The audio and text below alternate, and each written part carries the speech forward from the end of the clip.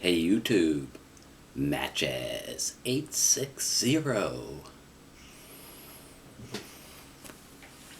We're smoking a Peterson with some Old Joe Krantz in it. And we're doing a video response to Jay's video about passing on a skill.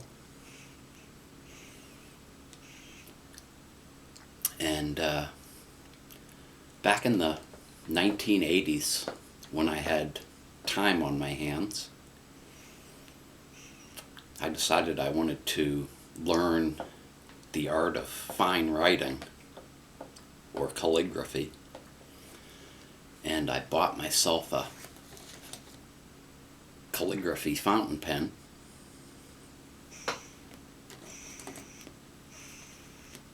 Started practicing my letters and doing different fonts and whatnot. A lot of fun. I really got into it. So much so I joined the Society of Scribes, which is located in New York. You get all sorts of information every month about lettering and the tools and the whole bit. It was kind of like my love of pipes and pipe smoking. You get so passionate that eventually, just like a pipe smoker wants to make his own pipe, a calligrapher wants to go back in time, perhaps prior to the printing press, to really learn how people copied manuscripts and did all the artistic work that was required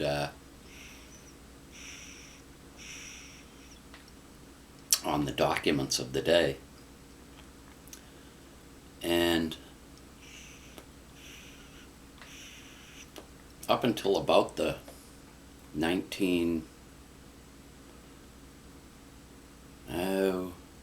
the late 1800s, really, prior to the fountain pen and the ballpoint pen, people used quills or feathers from birds as pens.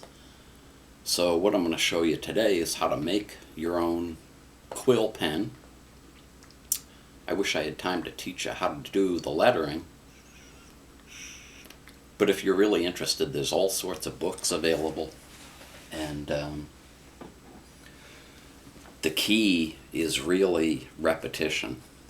And it's no different from when you were in elementary school and you just kept copying the alphabet. The only difference here is that you're copying different styles.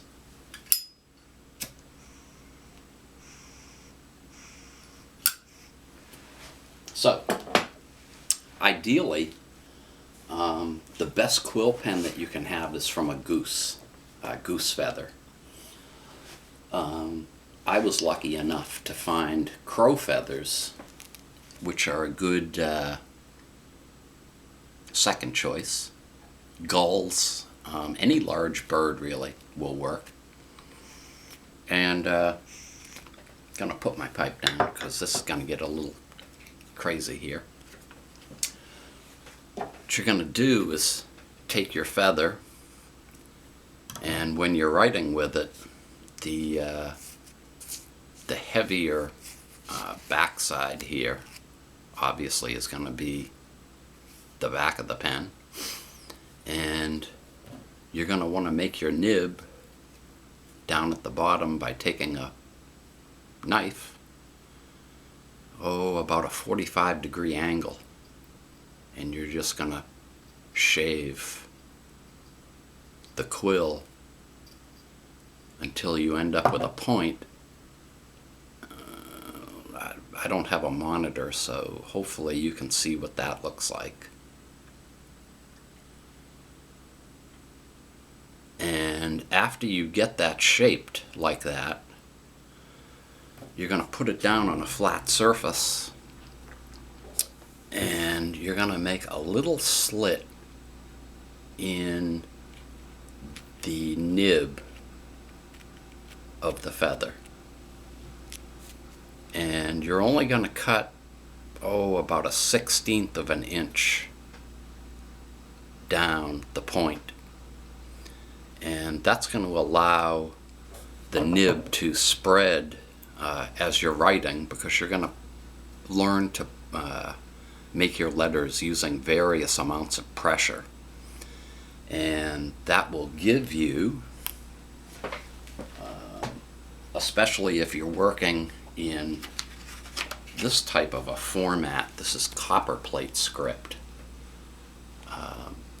The heavier shaded parts of the letter are created by putting a little bit more pressure on the quill as you're writing. Obviously, you're going to need some ink. You can pick up one of these at a art store, and you're going to dip your quill pen just enough to get the tip wet. You can kind of see on this one how far down it's been dipped, and the ink will actually get sucked into the quill, and you'll get probably 4 or 5 letters out of this.